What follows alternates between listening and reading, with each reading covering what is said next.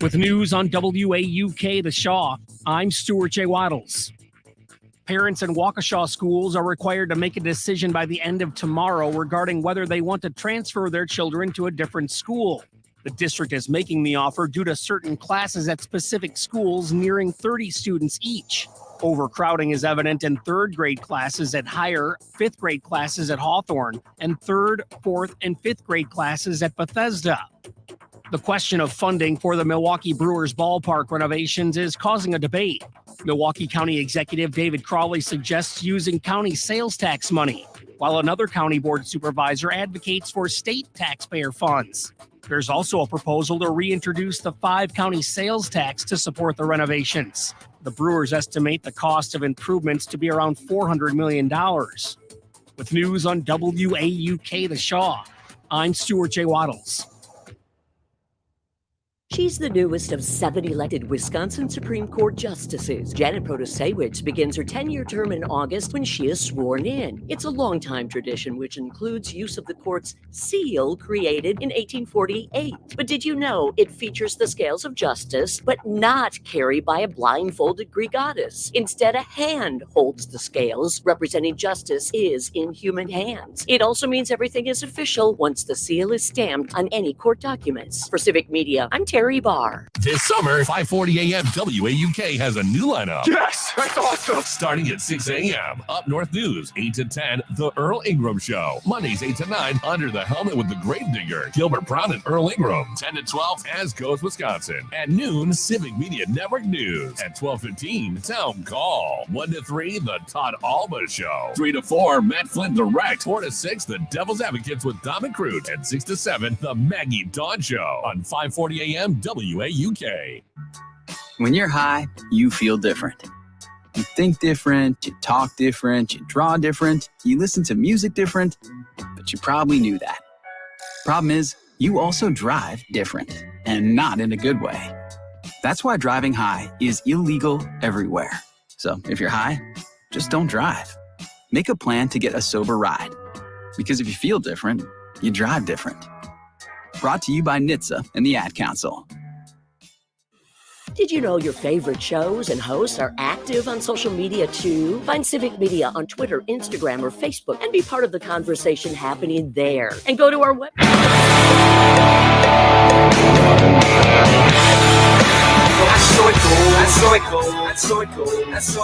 The Obama anger interpreter was one of the best. And so I don't know what that would look like as a Wisconsin version for Tony Evers. Greg, get on it. Tony Evers as Homelander. We've unlocked Oplander. That's it, Oplander.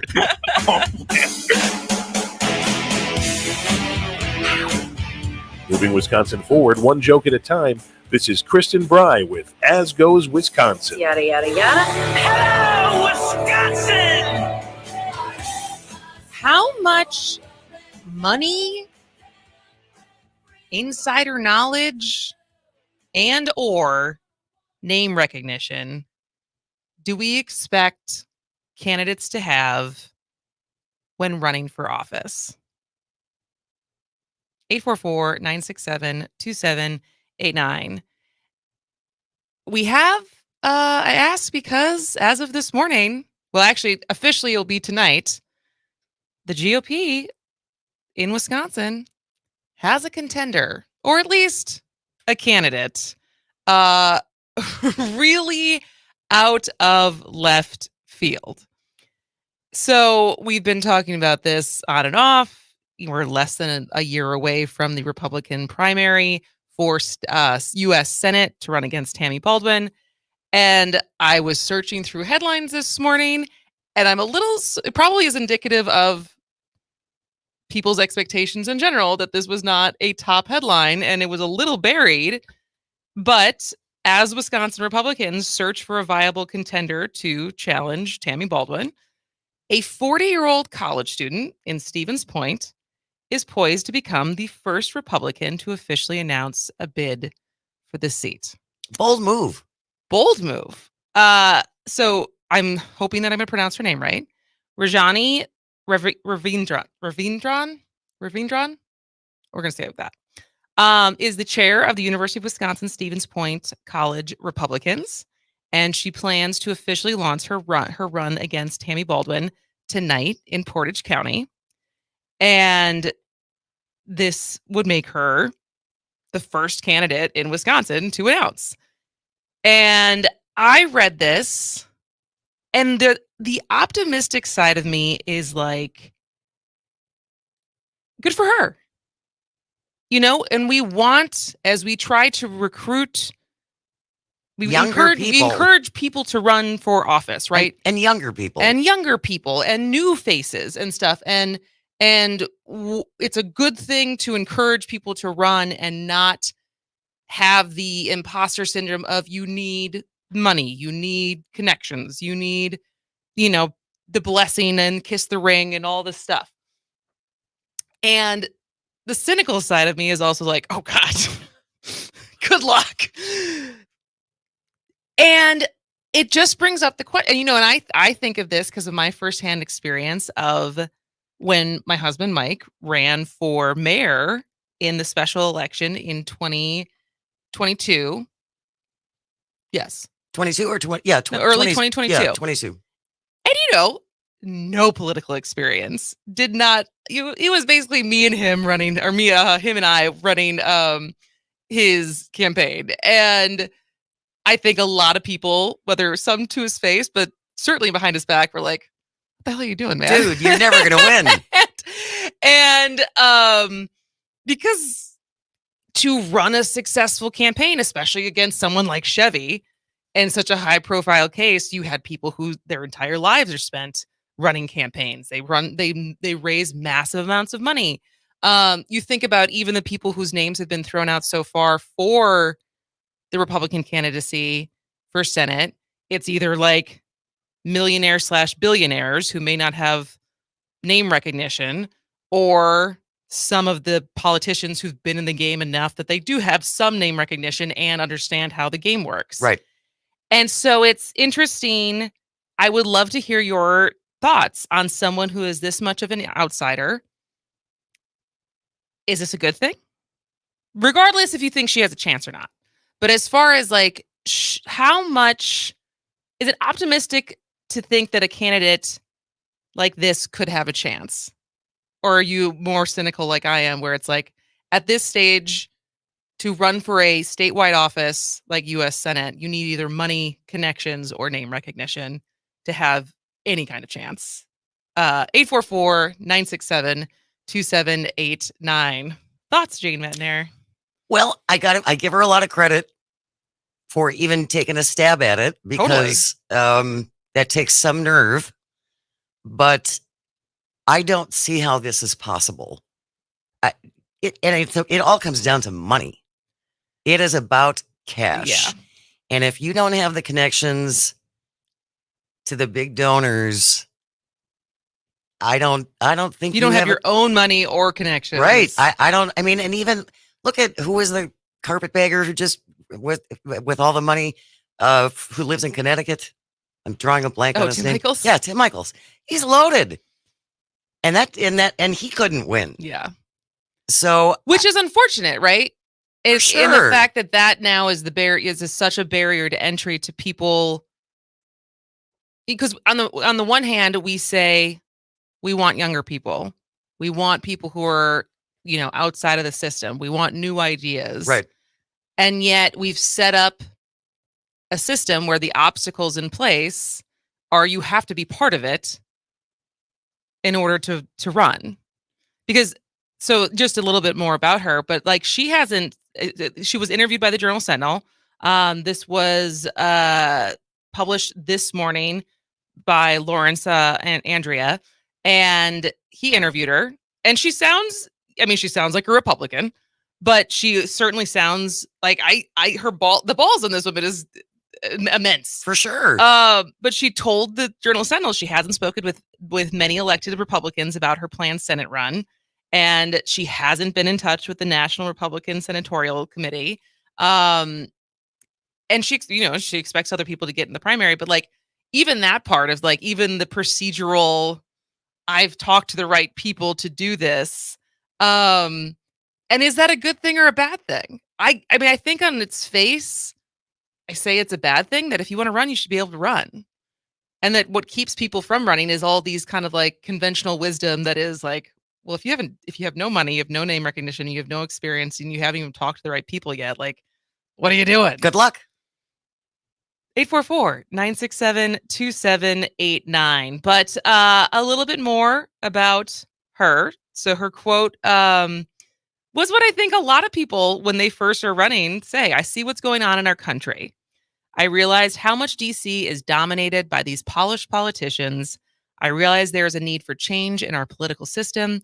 We need some new faces with new ideas. And I agree with her. I think a lot of people would agree with that. And, but we've created a system where you have to be an insider and connected, I think, to be. And so the outsiders that we ever consider, minus Barack Obama as president in 2008, considering he was even a senator by that point. Right. He was a junior senator. But he had been in elected office. But he was elected a federal office. I'm trying to think of other outsiders, quote unquote, who don't have a lot of money. And I mean like a lot of money, where they are, Meg Whitman and Ron Johnson had a ton of money when he ran and hadn't held office before. Like, who are the people who've been examples of run for a statewide office without experience or money and have been successful?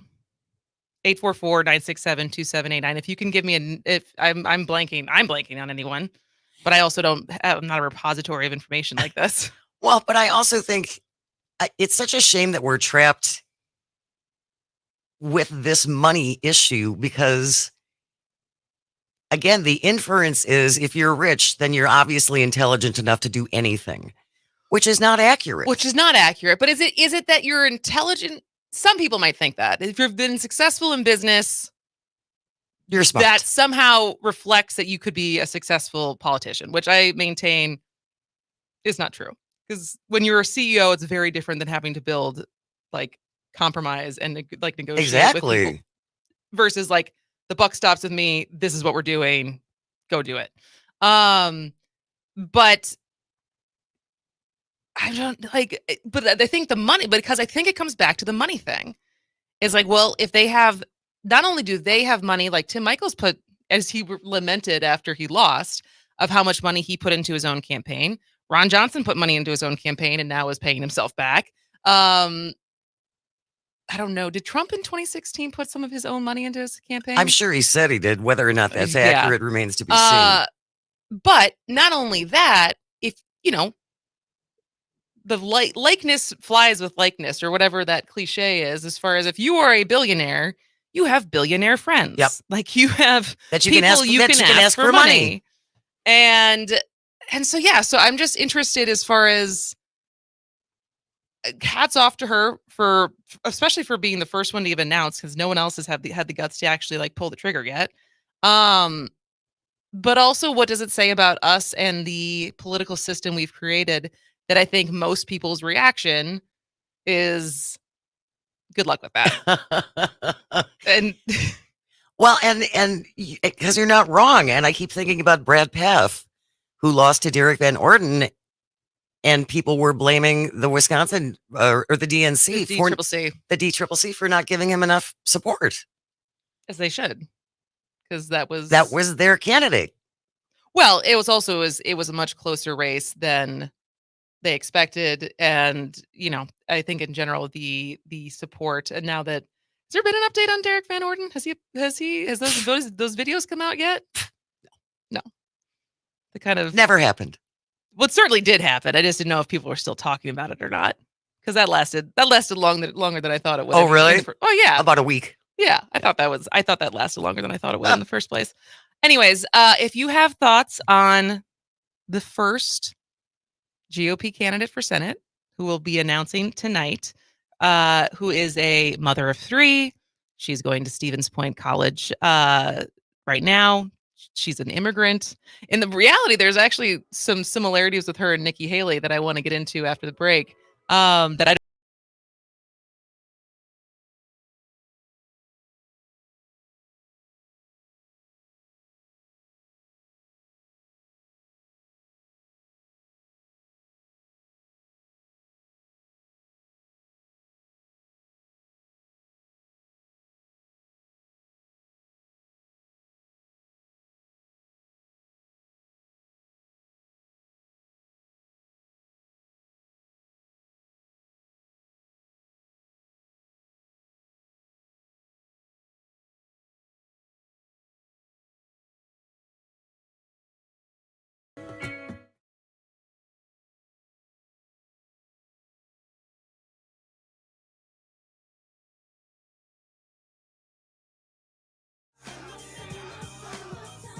It's summertime in Wisconsin, and whatever the weather, it will impact you and your plans. Should I water the garden? Will our event be rained out? Count on your local Civic Media radio station for in-depth details and the most up-to-date forecast. Temperatures are rising into the mid and upper 70s under sunny skies. It's your weather and more for your part of Wisconsin. On your local Civic Media radio station and streaming on the Civic Media app. She's the newest of 7 elected Wisconsin Supreme Court justices. Janet Protasewicz begins her 10-year term in August when she is sworn in. It's a long-time tradition which includes use of the court's seal created in 1848. But did you know it features the scales of justice, but not carried by a blindfolded Greek goddess? Instead, a hand holds the scales, representing justice is in human hands. It also means everything is official once the seal is stamped on any court documents. For Civic Media, I'm Terry Barr. This summer, 5:40 a.m. WAUK has a new lineup. Yes, that's awesome. Starting at 6 a.m. Up North News, 8 to 10, The Earl Ingram Show. Mondays, 8 to 9, Under the Helmet with the Grave Digger, Gilbert Brown and Earl Ingram. 10 to 12, As Goes Wisconsin. At noon, Civic Media Network News. At 12:15, Town Call. 1 to 3, The Todd Alba Show. 3 to 4, Matt Flynn Direct. 4 to 6, The Devil's Advocates with Dominic Cruz. At 6 to 7, The Maggie Dawn Show. On 5:40 a.m. WAUK. Here's your updated forecast on the Shaw. A mix of clouds and sun this afternoon with a chance for scattered thunderstorms. High temperatures reach up to 83. Westerly winds 5 to 10 miles an hour. Lows level off around 60 tonight. Mainly clear skies. Slight chance for scattered thunderstorms tomorrow. High temperatures reach up to 83. Overcast skies. For Civic Media, I'm meteorologist Derek Height. Currently, it's 72.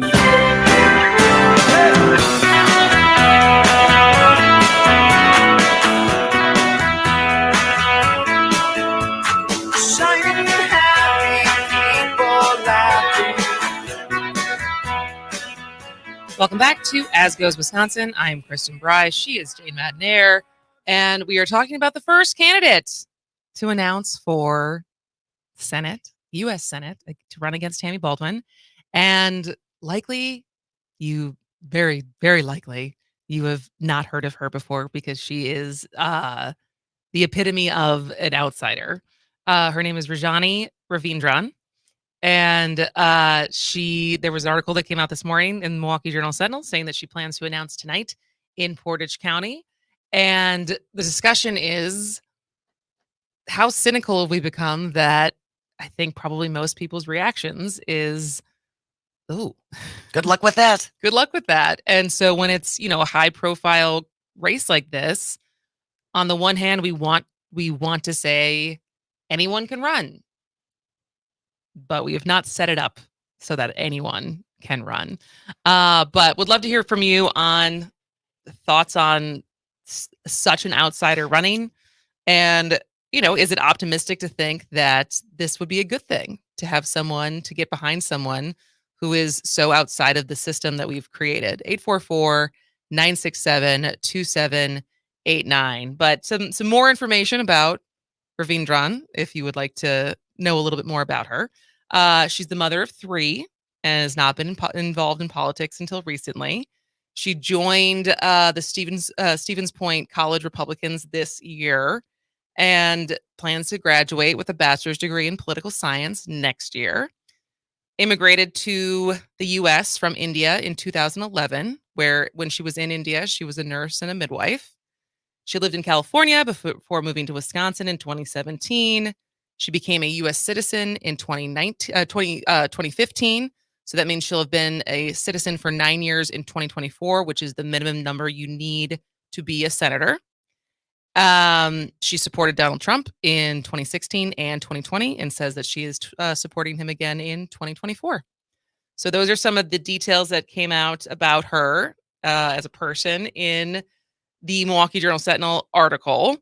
Her campaign, if you're interested, will focus on securing the border and cracking down on illicit drugs like fentanyl, stopping illegal immigration, which there's probably stuff to get in there as far as her being an immigrant and the process she went through and how hard she knows how hard it is to go through that process. Yes. And so that's interesting to me. And advocating for medical freedom, suggesting she is opposed to vaccine mandates. And the one thing that came out in the article is like, oh, that sounds like a politician. Like, you're going to be fine. And she was asked whether she believed President Joe Biden won the 2020 election. And? Quote, you know something? That is a great question. I'm still learning about that. I am still learning about that particular thing. Because nobody's been talking about it. No one's been talking the last about couple it of the years. last 3 years at all. I'll get back to you on that one. She sounds like Ronna McDaniel. And like, who was interviewing Ronna McDaniel when she basically would not admit that Joe Biden was? She was like, she admitted that Joe Biden was president, but she would not admit that it was a fair and free election. And I was like, oh, you've been taking notes. But yeah, she claimed that there were clearly some issues with the election and added, how can I say yes or no when I have no clarification about that problem? Well, there were a whole bunch of court cases, like 63 of them, and 62 of them got thrown out. Yep. Half the population says it will be this way. Half the population says it will be that way. No. Before I make a comment about that, I need to be certain about what I'm thinking. So at least that part she's natural. She's a natural there. And so I do appreciate the attitude, though, because she said, I do think that some of the people are going to jump in the race at any time, but that is not my concern.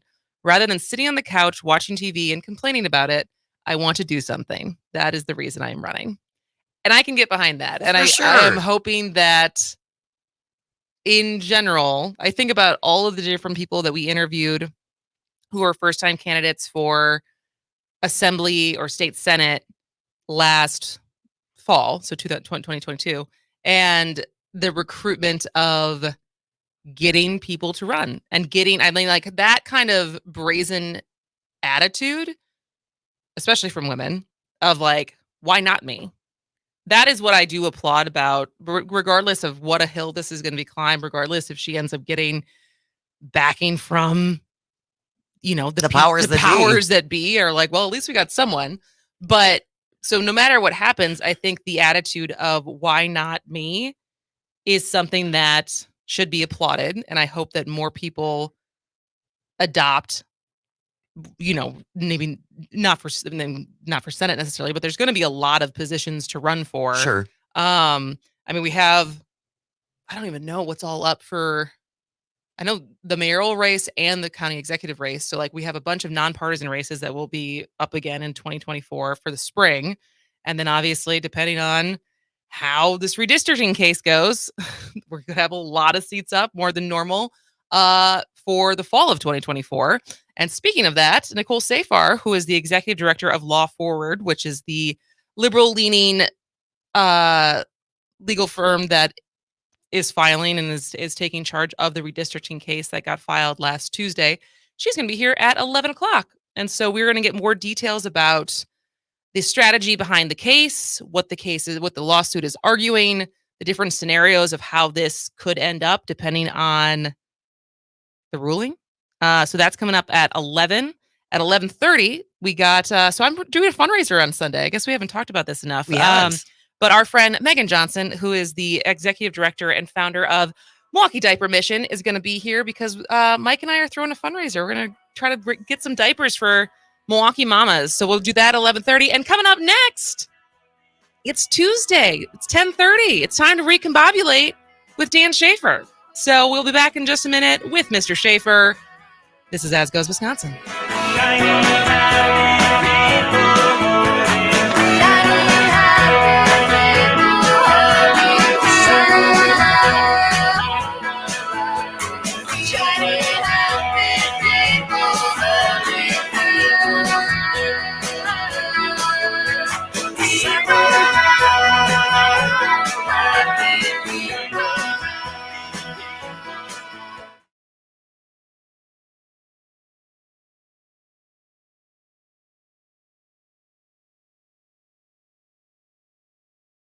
This summer, 5:40 a.m. WAUK has a new lineup. 10 to 12, As Goes Wisconsin. At noon, Civic Media Network News on 5:40 a.m. WAUK. CBS News Brief. Public bathrooms in L.A. won't be as clean today. Garbage will sit in the street, and public swimming pools may be off limits, with city workers staging a 24-hour strike. Union Rep Gilda Valdez. We took these measures to send a very strong message, but at the end of the day, they will be back to work and continue to work very hard as they always do. Cleanup underway from Alabama to New York after deadly thunderstorms swept through. CBS's Meg Oliver is north of Baltimore. The cleanup is just beginning. There is some good news. It seems as if the travel disruptions are starting to get back to normal, and the power outages have reduced significantly along the East Coast to around 350,000. In Montgomery, Alabama, arrest warrants have been issued in a massive brawl on the riverfront that began with a group of white people pummeling a black dock worker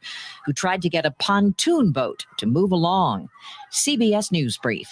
I'm Deborah Rodriguez. Your hometown radio, refreshed, keeping you informed, entertained, and connected on the Civic Media Network, civicmedia.us. With news on WAUK The Shaw, I'm Stuart J. Waddles. Who should pay for fixing the Milwaukee Brewers ballpark? Milwaukee County Executive David Crawley thinks using county sales tax money is the way. One county board supervisor thinks state taxpayers should pay, with another wanting to bring back the 5-county sales tax to fund the renovations. County Executive Crawley is proposing a new plan to use some of the county's new sales tax revenue to fund repairs for American Family Field. The Brewers estimate the ballpark requires about $400 million in improvements. Old Style beer is heading back home. Multiple news sources in La Crosse say that Old Style brewing operations will shift to La Crosse from Milwaukee this November. It marks a homecoming for Old Style, as it was initially brewed by the G. Heileman Brewing Company in La Crosse starting in 1902. It's been brewed in Milwaukee for the past 24 years. With news on WAUK The Shaw, I'm Stuart J. Waddles.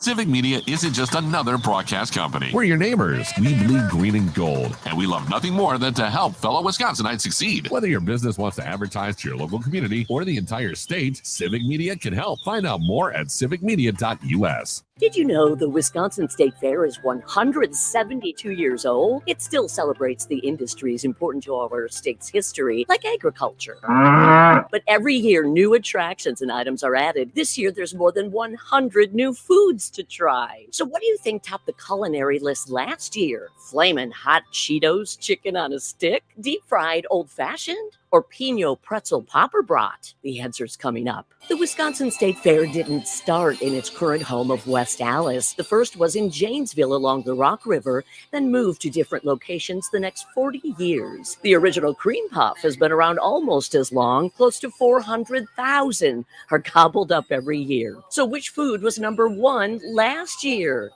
It was the Pinot pretzel popper brat. It came out on top. The State Fair is a true slice of Wisconsin, and it runs through August 13th. I'm Terry Barr for the Civic Media Radio Network.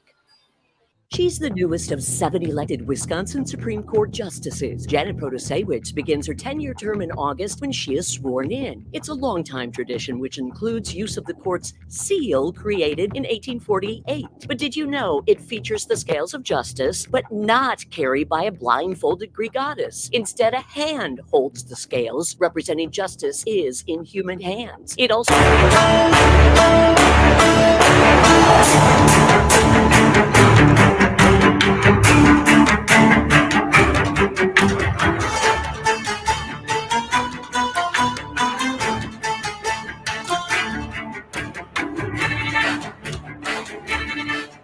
Welcome back to As Goes Wisconsin. I am Kristin Bry. She is Jane Madnair, and that music means it is time to recombobulate with the one and only Dan Shafer. How are you, friend? Doing well. How are you? Always good to be here. Doing well. You know, just I've 7 weeks away. Yeah, we're 7 weeks away. And so I said to Jane this morning, I was like, I think I've entered the uncomfortable stage of pregnancy as far as just being tired all of the time. I'm sure it's been super comfortable up until this point too. So, you know. And actually, you know what? And we're going to talk about it later today with Megan Johnson. I think part of the reason we're doing this fundraiser to do diapers is because I felt really lucky in that like it has been a fairly smooth pregnancy. Well, that's but now it has been good. But now I'm like, oh, this is starting to get uncomfortable. But we're managing. Starting to get real. Starting to get real. So speaking of children and childcare, hey, how's that for a segue? Nice. Yeah. That was smooth. Radio breaking professional news over here. Yeah. Breaking news this morning. Oplander, aka Governor Evers, has called his first special session of his second term to address the state's chronic workforce challenges. And so this happened literally, I think, as I was driving to work this morning. I know you've already tweeted about this a little bit. So you've probably read more of the press release than I did as far as what this entails. So what do you understand this special session to involve? Yeah. So kind of the main headline of it is that it is calling the special session to, quote, address state's chronic workforce challenges. So that includes more than $1 billion investment out of the state's remaining $4 billion surplus. And kind of the top item of that is that more than $365 million would go towards childcare programs. And then if you go down through the rest of the press release, the rest of the investment proposed here by the governor, it kind of calls back to a number of the proposals that he had in the budget that Republicans voted out. So we have creating a paid family leave and medical program, a number of items in higher education funding, including $66 million for the UW system, $197 million for the new engineering building at UW-Madison, $40 million for the technical college system, and then extending some workforce innovation grant programs, $60 million for healthcare workforce shortages, $16 million for teacher shortages. So it's a really, across the board workforce item here. In a lot of different issues, childcare, healthcare, and education kind of being the top pieces there. And then I think, the biggest chunk of that funding and the top item that was highlighted in Governor Evers' press conference on this was on childcare. So most of this would go towards the childcare counts funding that Republicans voted out of the state budget at 2:30 in the morning during the Joint Finance Committee budget cycle. And we should note that I don't know the number off the top of my head, but even since that happened, there has been multiple childcare centers that have closed. And and so this is good. I mean, I think that it comes back. We all know that basically every single special session that he being Governor Evers called for in his first term, am I overstating saying that in every single one they just gavelled in and gavelled out? Did any of them, did they actually have a discussion? There was a couple where they gavelled in and then took no action. So this was kind of like during the pandemic when people weren't like physically present in the Capitol, where they would gavel in and then just do nothing. So basically none of the special sessions, I think one special session on unemployment insurance, and this was like after their 300-day break in 2020 that they actually did something.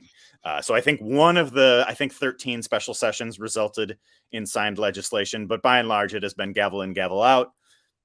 Is that what's going to happen when this special session happens on September 20th? I mean, would we really expect Robin Vos and the Wisconsin state legislature to do anything differently? I don't know. That's why we got to start calling now. Yeah. Yeah. Calling now. Call now and call them every single day. Because, and this is a genuine question.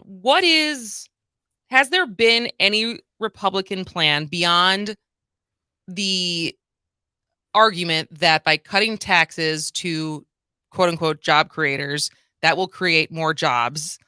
Is there and I guess the cutting unemployment, cutting Medicaid, what other policy solutions has been presented by Republicans to address workforce issues?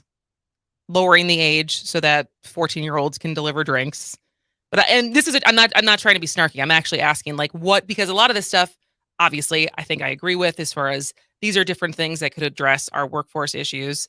And I'm trying to understand what they have presented as this is what we think would actually improve our workforce issues. Do you know? Yeah, I think that there's been some things here and there on just kind of deregulating the process of, different licensing issues or things like that, which I think is kind of interesting. But by and large, they have not had any kind of comprehensive strategy. And I think the childcare issue is such a big one for workforce challenges because it, so significantly impacts women, and women are at a lower rate in the labor force participation rate in the state. And I think that would change significantly if you had more options for people to have childcare. But I think this is a really interesting way to present it, where it's not just childcare, it is folding it into a larger effort to address workforce challenges at a time when we have, a record low unemployment rate and employers are struggling to find people. But we all, not only do we have a record low unemployment rate, at least when we covered this a month or so ago, we also have the first or second highest labor participation rate of working age people in Wisconsin. So it's people are working. And I think we're still there's a cognitive dissonance there that people think that people aren't working. It's no, we just need more people. And we also need to empower and enable people who want to be working to do so by providing better support systems. I actually this morning, I saw this, Wallet Hub always comes out with their best states, and they rank all the states for different things on different measures. And literally this morning I saw one on best state to have a baby. Where do you think Wisconsin was? I would guess not high. I'll go 46. No, we're not that low. I would get somewhere in the middle. Let's say 30. We were 23. Okay. So I feel in a lot of those things, whenever I look at them, we're always somewhere in the 20s. We're always in the middle somewhere. But the different rankings were cost, healthcare, baby friendliness, and family friendliness. And I think those are interesting measures, especially as thinking about baby friendliness and family friendliness, and how much are the policies making it conducive for people to want to have children and not making it harder for you to have children. And right now it feels like we are in a state where as I say this as a pregnant person, it doesn't necessarily feel like we're making it easier. And you have to already be in a financially stable situation to feel like this is not daunting, the idea of having a kid right now. Well, and what I don't understand, isn't it just common sense? Why would a young family want to move somewhere where they can't find childcare?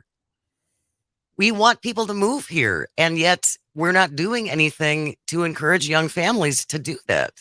And this is a time when our neighbors are doing something. I mean, there's a lot of similarities between, the economies in Wisconsin and Minnesota or Michigan, and they're making investments in childcare in ways that our state is not. And I think, it's really important that Evers is doing this, but it also is this same kind of argument that we seem to keep having over and over again in so many different ways, where it's just we have to do this or else we're falling off the cliff. We're not doing something to position ourselves to thrive.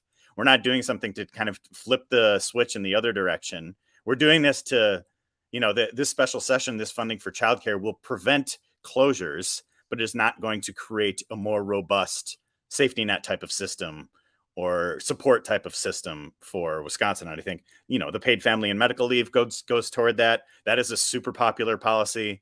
And I think it's going to be really interesting once this does hit the floor of the legislature, if they are going to have to, protect all seats in both the Senate and Assembly. If the redistricting lawsuit goes forward, this vote will be on the record and people will be paying attention to it, going forward. So I think that is a really crucial piece of this as well. And that's why they're going to gavel in and gavel out. That's your prediction? Yes. So they don't have to be on the record for anything. Yeah, the over-under for the full time of the session is about 55 seconds, right? Are you betting the over or the under?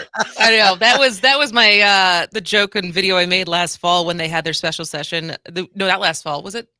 But when was it? When was their special session on abortion? And I literally there were two of them. There was one in the summer and one in the fall. Yeah, I think it was the one in the fall and I literally went and rode a mechanical bull to see if I could stay on long enough. I remember that. If I could stay on long enough, and they beat me just barely, both the Senate and the Assembly, just by like a couple seconds. As far as I'm not a strong bull rider, apparently. All right, we're recombobulating with Dan Shafer, and to shift gears a little bit, in 2 weeks, am I timing that right? 2 weeks? 15 days. 15 days, we're going to have the first Republican presidential debate right here in Milwaukee. And it feels like it's kind of sneaking up on us. I think as of this morning, I read Vice President or former Vice President Pence has just made the cutoff. And so as of right now, there are 8 confirmed candidates who will be there. Do I have my numbers correct? That's right. Yep. 8 confirmed candidates. Several who you've never heard of. Who's this Doug Bagram or who is that guy? Which guy? He's the North Dakota governor. Yeah. I think he's the one who was paying people, right? Basically, it was like, if you give me $1 donation, I will give you a $20 gift card. I think there are people in North Dakota who don't know who this man is. So the list right now is Donald Trump, Ron DeSantis, Chris Christie, Tim Scott, Nikki Haley, Doug Burgum, Vivek Ramaswamy, and Mike Pence will be the 8 candidates qualified. I think that is, I was reading some analysis from Politico when the news broke about Pence last night. It looks like this is probably going to be the debate field. I think there's a couple other candidates who either haven't met the fundraising thresholds or haven't met the polling thresholds to be there. So I would guess that those will be the 8 on stage in Milwaukee. So it won't be a repeat of 2020 with like the 22 or 23 candidates that we had on stage at some point for the Democrats. Yeah, and then they had like the 2 different debates where they had, I think they did this in 2015, where they had like the kind of the undercard debate of the kind of also ran candidates, and then the main stage to really get Kids to it. So I think it'll just be the 8 this year, and I think that will make sense. But I just published a column about the primary and what I consider to be the biggest 2024 Republican presidential primary story that no one is talking about. So perhaps we can get into that after. We can definitely get into that after the break. Do you want to tease it a little bit? Well, I think we have to. This is the first primary that we are having post January 6th. Yep. And I think we have not yet adjusted to the reality of a post January 6th paradigm with Donald Trump being back on the ballot in this primary.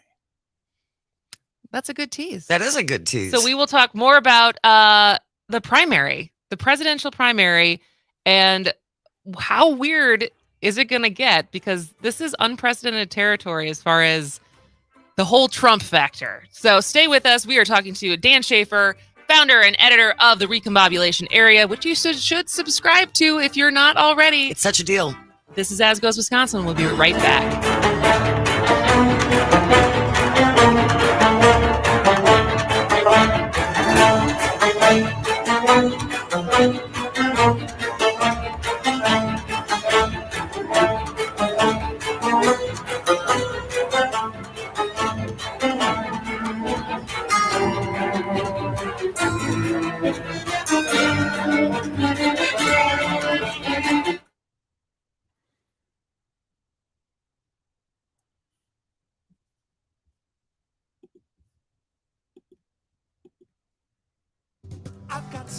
goods that I'm willing to share. Then I want to ride that giant slide over there. So if you've got 11 days to spare, won't you come with me to the Wisconsin State Fair? Won't you come with me to the Wisconsin, great state of Wisconsin State There's Fair? something for everyone at the Wisconsin State Fair, presented by U.S. Cellular August 3rd through the 13th. Hey, this is Lindsay Kindred at 540 WAUK The Shaw. At Civic Media, we love our local communities and want to share your stories. Submit your local event and we'll let our listeners know. Email me, Lindsay Kindred, at info@civicmedia.us. That's info@civicmedia.us. This summer, 540 AM WAUK has a new lineup. Yes, that's awesome. Starting at 6 a.m. Up North News, 8 to 10, The Earl Ingram Show. Mondays, 8 to 9, Under the Helmet with the Grave Digger, Gilbert Brown and Earl Ingram. 10 to 12, As Goes Wisconsin. At noon, Civic Media Network News. At 12:15, Town Call. 1 to 3, The Todd Alba Show. 3 to 4, Matt Flynn Direct. 4 to 6, The Devil's Advocates with Dom and Crute. And 6 to 7, The Maggie Dawn Show on 540 AM WAUK. You are never far away from your favorite radio station. We're always streaming on TuneIn and the Civic Media app. And if you missed your favorite show or game, listen to a podcast of it anytime on the app or our website, civicmedia.us.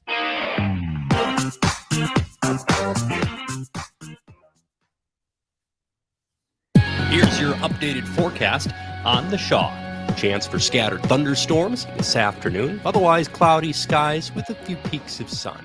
Daytime highs approaching 83. Westerly winds 5 to 10 miles an hour.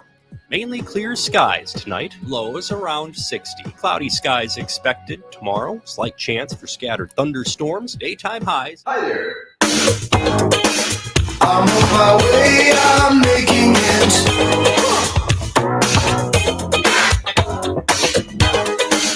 I've got to make it show, yeah! Welcome back to As Goes Wisconsin. I am Kristin Bry. She is Jane Madnair, and we are recombobulating with Dan Shafer. And so let's hear more about the story you published this morning on, so often we are talking about Wisconsin politics, Milwaukee politics, but this time around, Milwaukee and Wisconsin politics are presidential and national politics, because not only are we going to host the RNC next year, but we are hosting the first Republican primary debate 15 days from now. And Civic Media will be there, by the way. So I think this show specifically and some of the other Civic Media shows will be broadcasting live from across the street at the Fiserv the day of the debate. So more details to come on that. Dan, maybe we'll have to have you come on the show so we can talk more about it. But let's hear more about your article and the argument that you're making. Yeah, so I just published this column at the Recombobulation area. The headline of the column is the biggest 2024 Republican presidential primary story that no one is talking about. And so following this campaign, looking ahead to the debate, it's going to be an interesting moment for all of these candidates to get on stage, present their message to a national audience. Trump is way, way ahead in the national polling right now. So it's an opportunity for candidates like Ron DeSantis, who have really been falling in the polls in the last few weeks, to turn things around. It's an opportunity for many of the other candidates who are polling in the single digits to really meet that national audience for the first time. This is kind of the moment where these campaigns kind of come out of the diners and the county fairs of Iowa and New Hampshire and up onto the debate stage. But I feel like there's this elephant in the room that no one is talking about with this primary campaign. And that is that Donald Trump's not going to concede if he were to lose, right? We just saw what happened in 2020, where he still hasn't conceded defeat to Joe Biden in the 2020 presidential election. So if he's not going to concede to Joe Biden after an actual presidential election, do you see any scenario where he's going to concede to Ron DeSantis or Nikki Haley or Chris Christie or any of these other candidates? He's just going to keep running regardless of whether he wins or not. And if, let's say things turn around for DeSantis, he builds up some momentum. He does well in this Milwaukee debate. He carries that through to Iowa and New Hampshire and starts looking like an ascendant candidate. Do you think Trump's going to say, all right, my time is done, I'm going to pass the baton and graciously ride off into the sunset? No, that's not going to, he's never going to concede. So I think I think it's a big deal that no one is talking about this, and no one has reflected this post-January 6th paradigm of the fact that we have a candidate who will not accept the election results. But do you think, because I agree with you, one, that he would never concede, but two, he's so far ahead that is that the reason? Is it that people are ignoring that this is a possibility, or is it that they're not talking about it because it seems very unlikely as of right now that there's never, ever, as far as I understand, been a candidate who was this far ahead in the polls that didn't end up winning the nomination? Yeah, he is way ahead right now. And just to give you a scope of how far ahead he is, so I'm looking at the Real Clear Politics polling average. Trump is at 53.7%. He is 38 points ahead of Ron DeSantis, who is the next closest at 15.7%. That's down from about 30 in March, by the way. So DeSantis has been on a pretty precipitous drop in the polls, and no other candidate is above 6%. So it might not end up mattering anyway. He might just run away with the primary. But as we go, but all eyes will still be on Milwaukee on August 23rd. All eyes will be on those other candidates and what they will bring to the debate stage and what they might be able to kind of start making a dent in that lead. I think that a debate like this is much more about the other candidates than it is about Trump.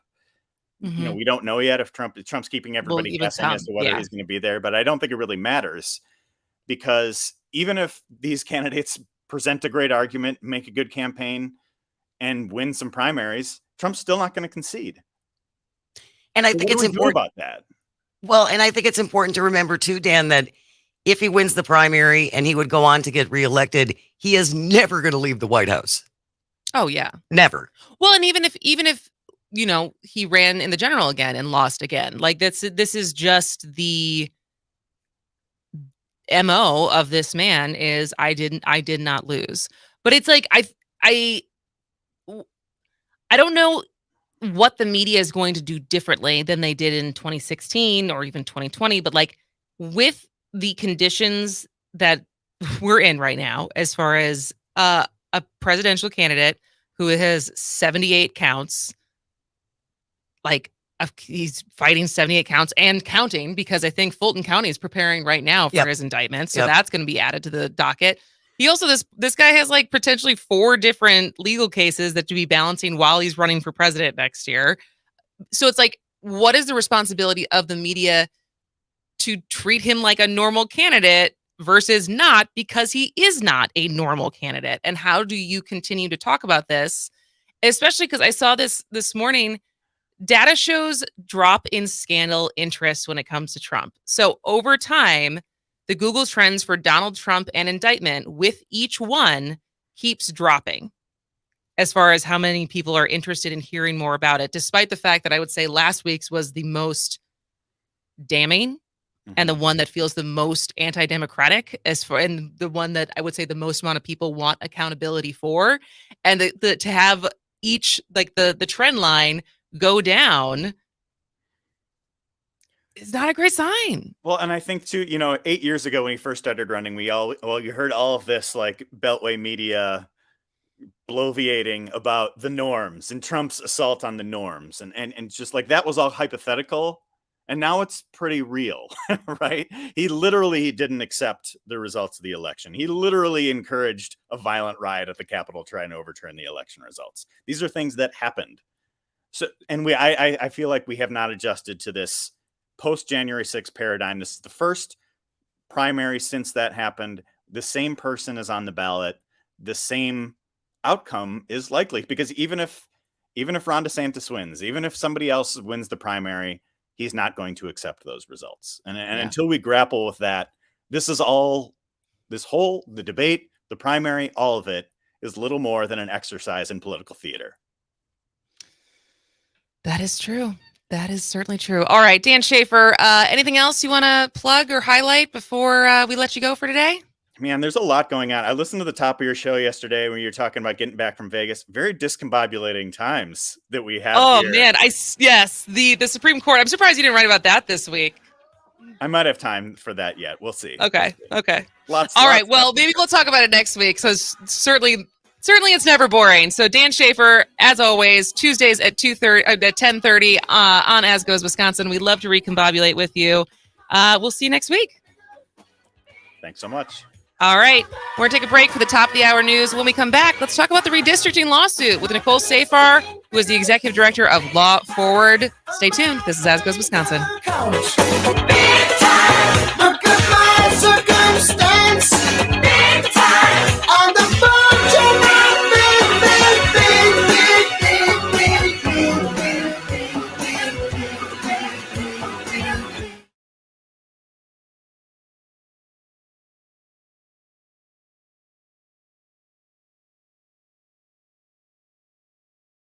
It's so hot. Wait, now it's going to rain?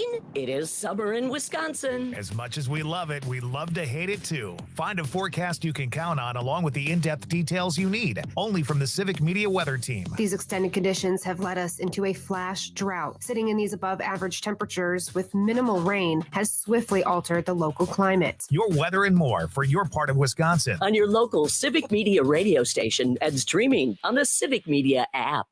Larry, it's your mom. Did you know the Civic Media Network covers the whole state of Wisconsin? They can help your business get the word out, whether you want to reach a smidge of folks or just want the whole kit and caboodle. Call 608-819-8255. Okay then, bye.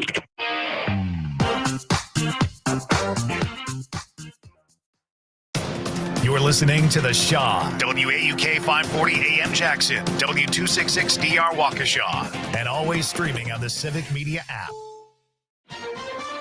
This is CBS News on the Hour, presented by Indeed.com.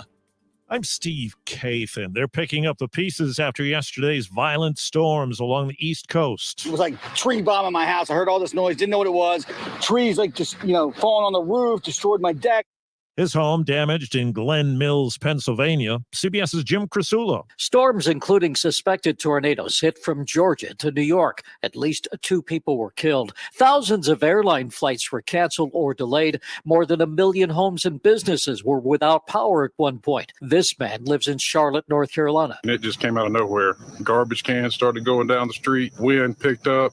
Rain was going sideways. It was almost like a tornado. More severe weather is likely today across the Plain States and in the deep south and southeast. In Los Angeles, there's a 24-hour strike by some 11,000 city workers. Now the contract talks have stalled. John Baird of affiliate KNX at LAX. You can see travelers rolling their bags right in the middle of these marchers. They're marching in a circle, and you've got people in the middle of that circle walking to the terminals trying to get to their flights. There doesn't seem to be a major inconvenience here yet, but we know that the restroom workers are on strike. We know the shuttle drivers are on strike.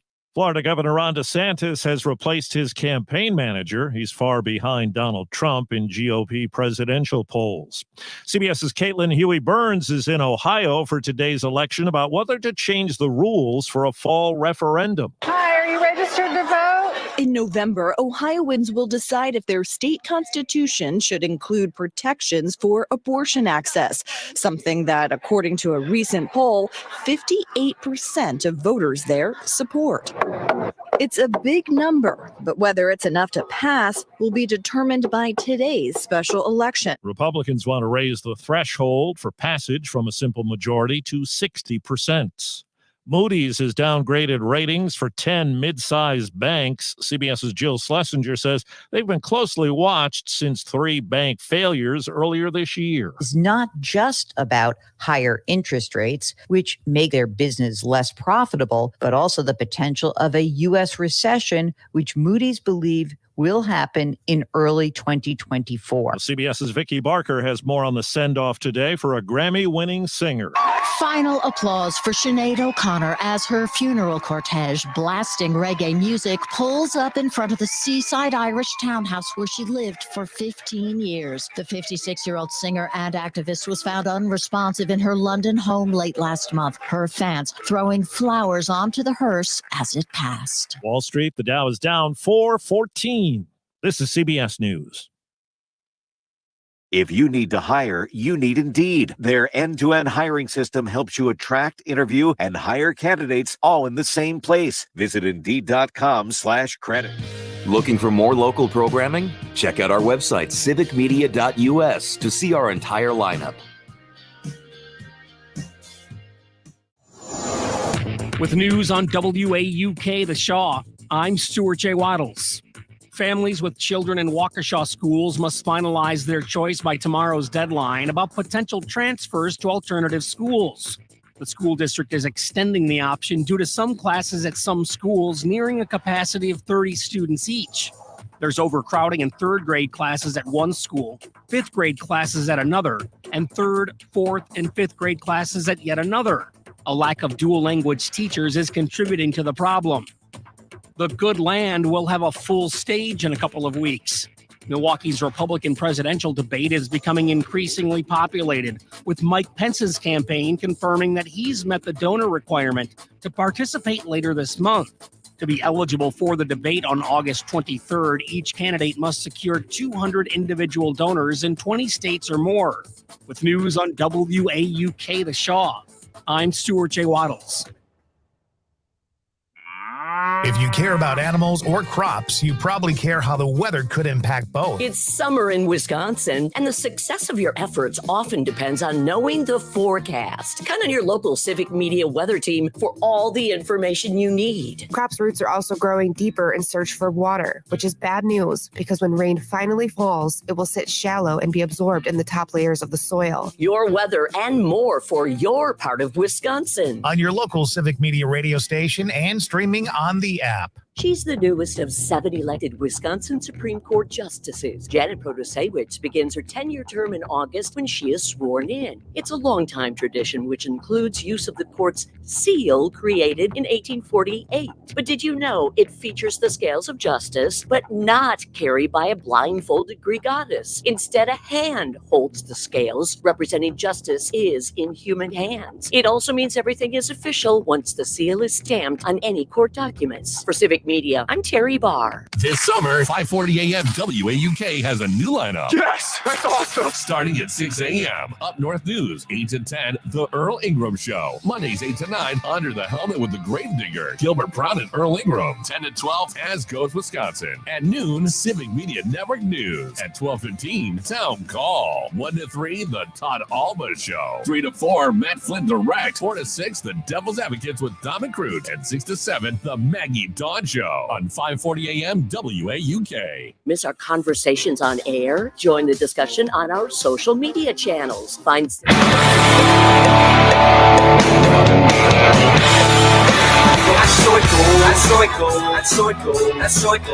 But we also proved that I'm not always nice. But even when you're upset and even when you're ticked off, you still come from a place of compassion and love. Whereas I'm just old, bitter, and jaded.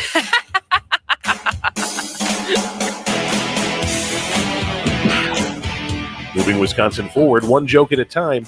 This is Kristin Bry with As Goes Wisconsin. Yada, yada, yada. Hello, Wisconsin!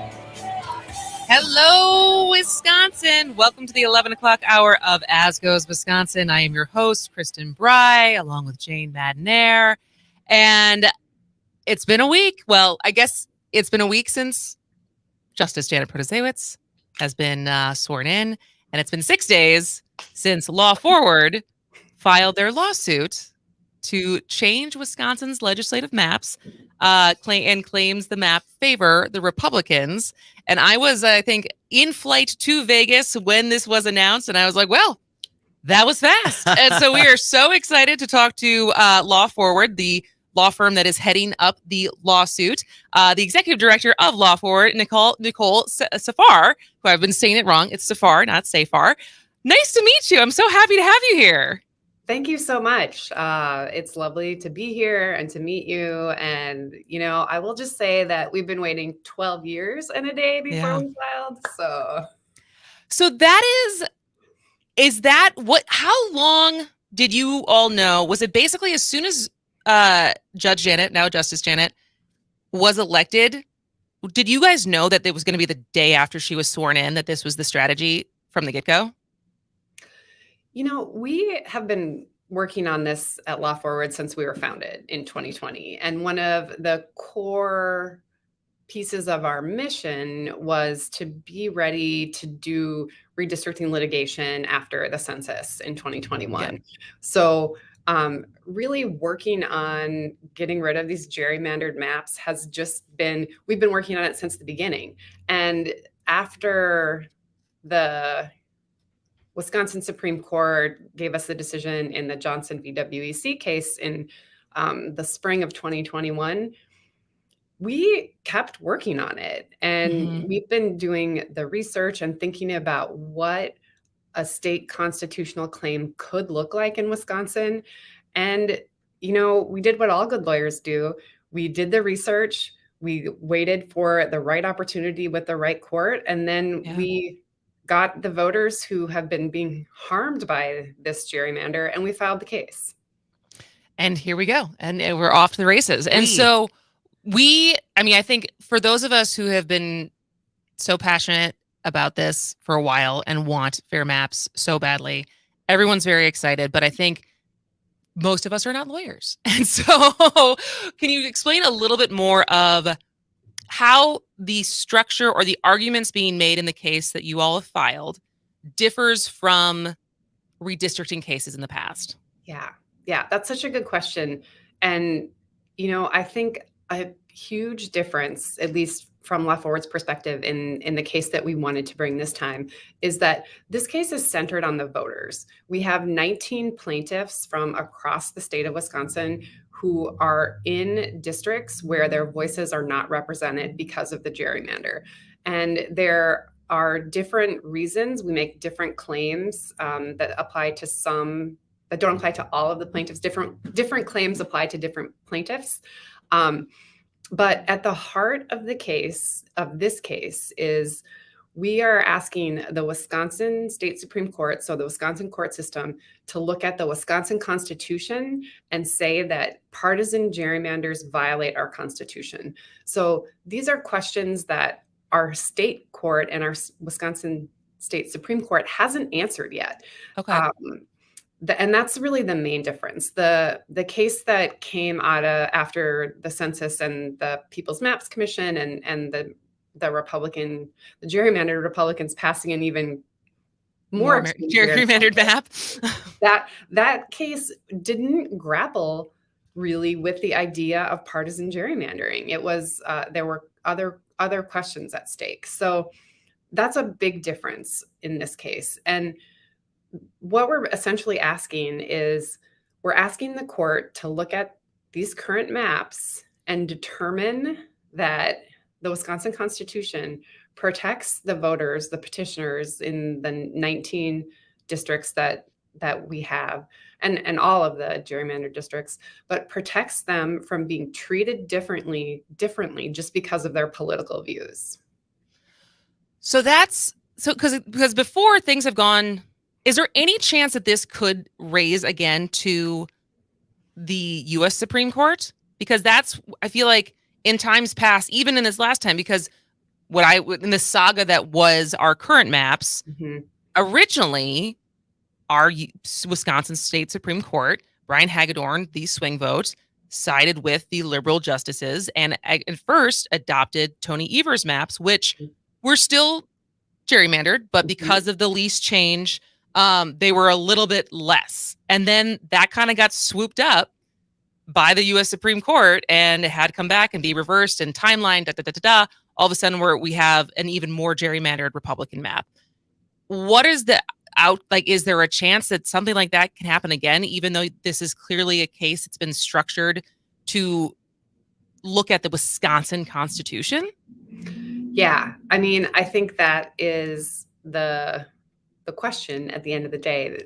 This case is about the Wisconsin Constitution and whether or not it prohibits a partisan gerrymander. The Wisconsin State Supreme Court has the ultimate say on Wisconsin law and the Wisconsin Constitution. The U.S. Supreme Court doesn't get to say, oh, we have a different interpretation of the Wisconsin Constitution. Okay. That that being said, like this idea that the extreme right-wing gerrymander gets broken up in this case is an existential threat to the other side. And, I don't put anything past them in how they are trying to prevent this and fight back. So I can't say that it is 100% impossible. Federal claims could come up at some point during this litigation. We don't know, but it is really our intent to make sure that we put these questions of Wisconsin law in front of the Wisconsin Supreme Court, because at the end of the day, they are the ones who are charged, really, who have the duty to interpret our Constitution. We're talking to Nicole Safar, who is Law Forward's executive director, who in Law Forward is the law firm that is taking up the case for redistricting in Wisconsin. So part of the thing that I think is interesting, that I think, Jane, when we talked about it briefly yesterday, you didn't realize was happening. So in the case, the idea of respondents, again, not a lawyer. So the Wisconsin Elections Commission and the state senators representing odd-numbered districts are named as respondents in the lawsuit. What does that mean, and what does that mean for potentially depending on the ruling? Yeah, that's a really great question as well. So the first part of the question is the Wisconsin Election Committee or Commission. The Wisconsin Elections Commission is named as the defendant because they make the maps, right? They're the ones who administer our elections. They, take the paperwork for candidates who, when they get their nomination signatures, like they run the nuts and bolts of the system. So they are the ones who are charged with the duty of, enforcing who is in what district and then counting the votes in that district. The state senators who are in the odd numbered districts are senators who would not be up in the next election. So our whole argument to the court is that this is such an egregious injury. You need to fix it now. We need to have new maps that are not gerrymandered by the next election, which is the fall of 2024. And all of the assembly seats, that's fine. They're all up in 2024 and half the Senate seats are up. So all of those elected officials are essentially, their terms are up. They'll be out of office. There'll be an opportunity to get new people elected. But the odd numbered senators are not. So to make sure that we get fair maps in all of the districts, we need to have a mechanism that also kicks those odd numbered senators out of their seats. And then essentially it will be a special election for the odd numbered Senate seats, or at least that is what we are proposing the court should do. And which is why they were named. We have to get them out. And is that unprecedented? Or has that happened before, as far as any other, I don't know, other states, or just as far as being like, guess what? Everybody's up for re-election. So I can't speak to other states and their partisan gerrymandering cases, because they might have different terms. And there certainly have been other states that have been successful using their state constitutions to say a partisan gerrymander is illegal. But the legal procedure, I guess, that we used, it's called quo warranto, and it has been used. If you think someone is illegally in an office, you can make this claim against them. So that has happened before, but I don't think it has necessarily in the case of the gerrymander. I'm just trying to think of, if this is successful, how many races there's going to be, how many, it's interesting to me as someone who just follows the news and has followed this so much, of the ramifications of what this can mean. And so we have 2 minutes, so I'm going to ask one more question, but when we have to go to a break soon. So if I have to cut you off, I'm sorry. But why? So this is so far just focused on state assembly, state senate. There was the decision made not to challenge at all the congressional maps. Why? Yeah. So I think it just comes down to this idea that the way the partisan gerrymander has so damaged our states' ability for our state government to function. The way that the right-wing Republican gerrymander has consolidated its own power and stripped power from the executive, from agencies, from local governments, has so calcified and damaged our government that we just needed to stay laser focused on fixing that. And it's not to say that there aren't problems with congressional maps, and we might very well hear from other interested parties claims about that. But really, our focus is we have got to fix these state maps. We have got to get Wisconsin back on track to repair some of this harm that's been done. All right, that is good to know. Laser focus is good. Focus on one thing. When we come back, Nicole Safar will still be here to talk about the redistricting lawsuit. So let's talk about some of the hypotheticals that could happen depending on the ruling. So stay with us. If you have any questions, feel free to text them in 844-967-2789. This is As Goes Wisconsin. Pick me not for president. I am the judge. I am the judge. Everybody.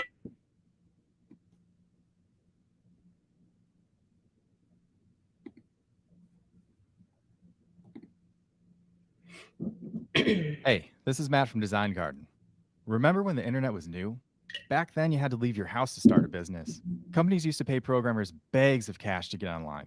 Now, small businesses can get online with a Facebook business page, or Squarespace, or Google My Business, or WordPress. But which tools should you use? Can you afford to go down the wrong path? Design Garden uses modern tools to build your website the right way. Find us online at design.garden. Again, that's design.garden. She's the newest of 7 elected Wisconsin Supreme Court justices. Janet Protasewicz begins her 10-year term in August when she is sworn in. It's a long-time tradition which includes use of the court's seal created in 1848. But did you know it features the scales of justice, but not carried by a blindfolded Greek goddess? Instead, a hand holds the scales, representing justice is in human hands. It also means everything is official once the seal is stamped on any court documents. For Civic Media, I'm Terry Barr. This summer, 540 AM WAUK has a new lineup. Yes, that's awesome. Starting at 6 a.m. Up North News, 8 to 10, The Earl Ingram Show. Mondays, 8 to 9, Under the Helmet with the Grave Digger. Gilbert Brown and Earl Ingram. 10 to 12, As Goes Wisconsin. At noon, Civic Media Network News. At 12:15, Town Call. 1 to 3, The Todd Alba Show. 3 to 4, Matt Flynn Direct. 4 to 6, The Devil's Advocates with Dom and Crute. And 6 to 7, The Maggie Dawn Show on 540 AM WAUK. Here's your updated forecast on the Shaw. Chance for scattered thunderstorms this afternoon. Otherwise, cloudy skies with a few peaks of sun. Daytime highs approaching 83. Westerly winds 5 to 10 miles an hour. Mainly clear skies tonight. Lows around 60. Cloudy skies expected tomorrow. Slight chance for scattered thunderstorms. Daytime highs approaching 83. For Civic Media, I'm meteorologist Derek Height. Currently, it's 75.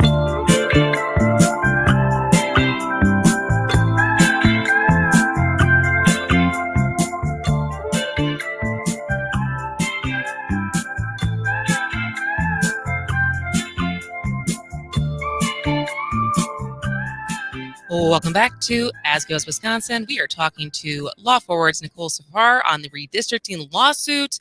Jane, did we have a text? We do. And you can always check in 844-967-2789.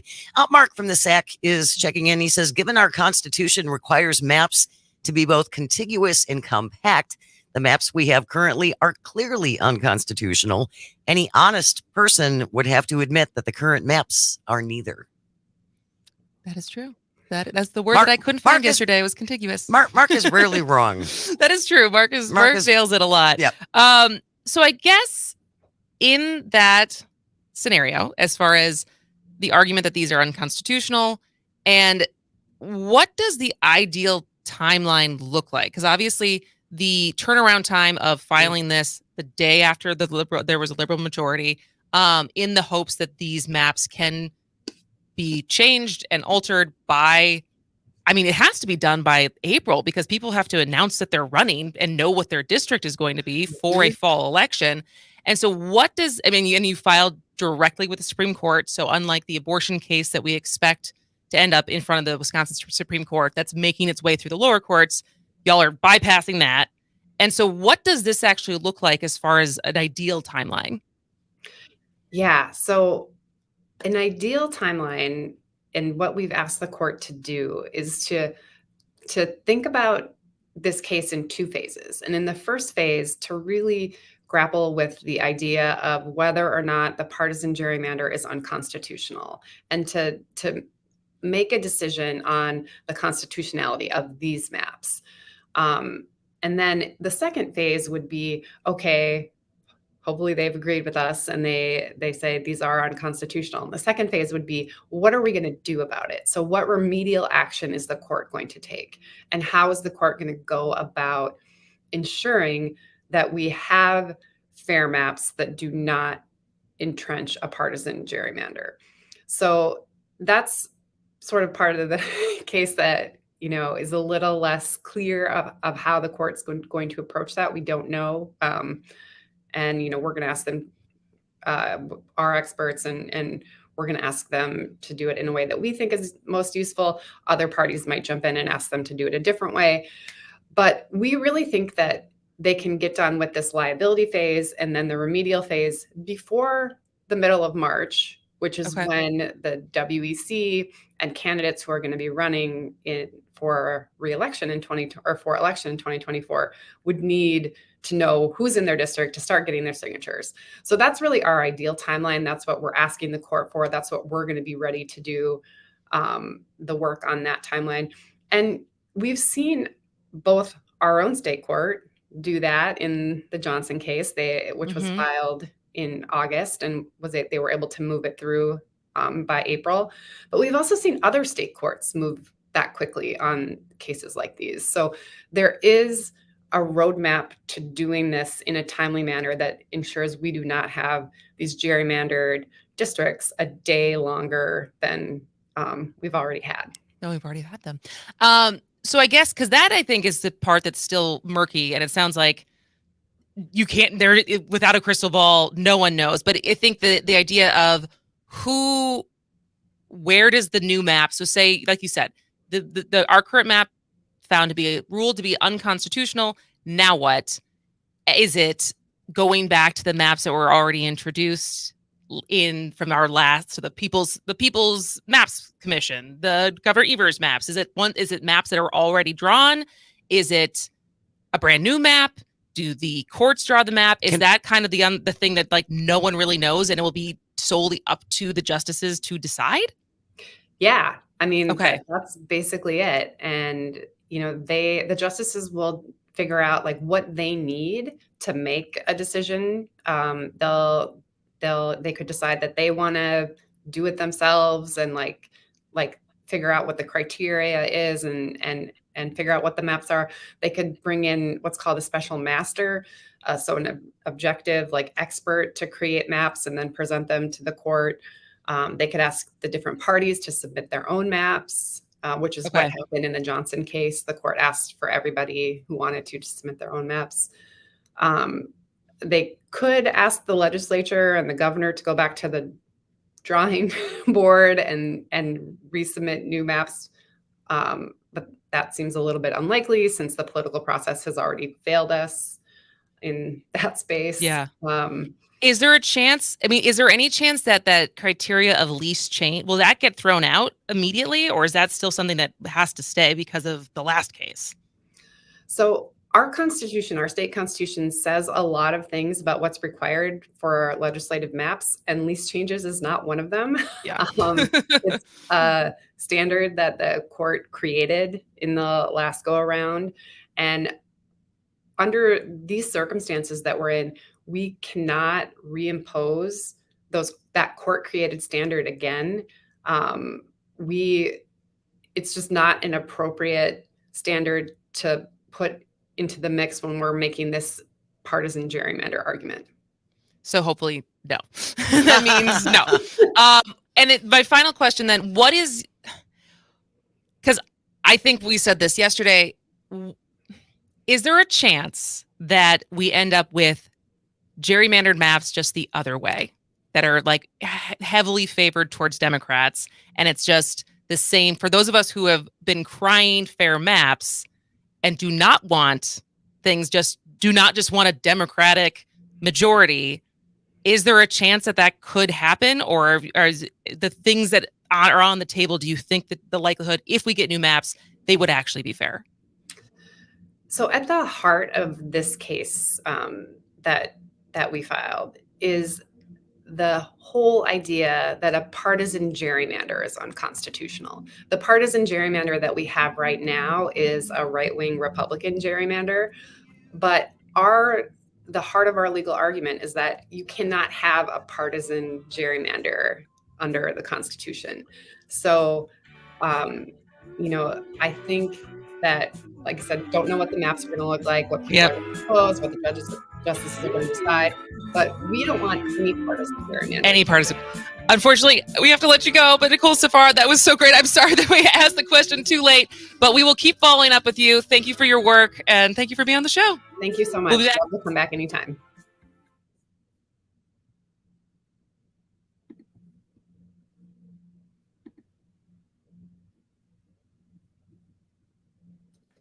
This summer, 5:40 a.m. WAUK has a new lineup. Mondays 8 to 9, Under the Helmet with the Gravedigger, Gilbert Brown and Earl Ingram on 5:40 a.m. WAUK. CBS News brief. Ron DeSantis has replaced his presidential campaign manager. CBS's Caitlin Huey-Burns. We didn't see much movement from DeSantis in terms of the polls, and a lot of people started to point their fingers, especially donors, at the campaign management. Cleanup along the East Coast after yesterday's deadly and powerful storms. Maryland Governor Wes Moore. We are working around the clock to make sure that our communities are getting everything that they need and everything that they deserve. 11,000 city workers are on a one-day strike in L.A. This includes airport and sanitation workers. Gilda Valdez is with the union. We put all of our energy into our jobs every day. We come in, we laced up our boots during the pandemic. We do what we have to do to protect our city and make sure that the city runs. In Ohio, voters today deciding whether a fall referendum on abortion access should need 60% to approve instead of a simple majority. CBS News Brief. I'm Steve Kathan. You're listening to a radio station that's part of the Civic Media Network. Find more at civicmedia.us. With news on WAUK The Shaw, I'm Stuart J. Waddles. Parents in Waukesha schools are required to make a decision by the end of tomorrow regarding whether they want to transfer their children to a different school. The district is making the offer due to certain classes at specific schools nearing 30 students each. Overcrowding is evident in third grade classes at Higher, fifth grade classes at Hawthorne, and third, fourth, and fifth grade classes at Bethesda. The question of funding for the Milwaukee Brewers ballpark renovations is causing a debate. Milwaukee County Executive David Crawley suggests using county sales tax money, while another county board supervisor advocates for state taxpayer funds. There's also a proposal to reintroduce the 5-county sales tax to support the renovations. The Brewers estimate the cost of improvements to be around $400 million. With news on WAUK The Shaw, I'm Stuart J. Waddles. I've got some cheese curds that I'm willing to share. Then I want to ride that giant slide over there. So if you've got 11 days to spare, won't you come with me to the Wisconsin State Fair? Won't you come with me to the Wisconsin? Great state of Wisconsin State There's Fair. something for everyone at the Wisconsin State Fair, presented by U.S. Cellular August 3rd through the 13th. I'm Captain Ann Maxon with the Wisconsin State Patrol. Safety on our highways is a team effort. Every day, our troopers and inspectors focus on keeping people and commerce moving safely. Drivers can do their part to prevent crashes and needless tragedies by remembering 2 simple things. Buckle up, phones down. Thanks for helping us move towards 0 deaths on Wisconsin roads. A safety message sponsored by the U.S. and Wisconsin DOTs. She's the newest of 7 elected Wisconsin Supreme Court justices. Janet Protasewicz begins her 10-year term in August when she is sworn in. It's a long-time tradition which includes use of the court's seal created in 1848. But did you know it features the scales of justice, but not carried by a blindfolded Greek goddess? Instead, a hand holds the scales, representing justice is in human hands. It also means everything is official once the seal is stamped on any court documents. For Civic Media, I'm Terry Barr. Join the conversation with your favorite hosts or shows anytime. Follow Civic Media on Twitter, Instagram, and Facebook. Share your thoughts on our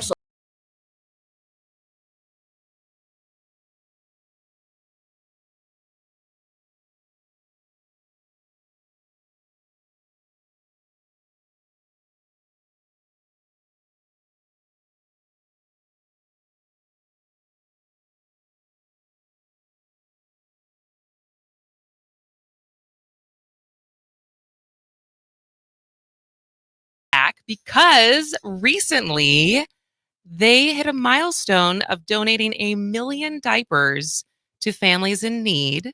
And so, of course, we are talking to Megan Johnson, who is the co-founder and executive director of Milwaukee Diaper Mission. Congratulations. That's a huge milestone. In 3 years, 1 million diapers. Thank you so much, Kristin. Yeah, actually, correction. Oh. It's under 3 years. That is even more impressive. And so we've had you on the show a couple times before, but for people who maybe are not aware of what Milwaukee Diaper Mission is, what do you guys do?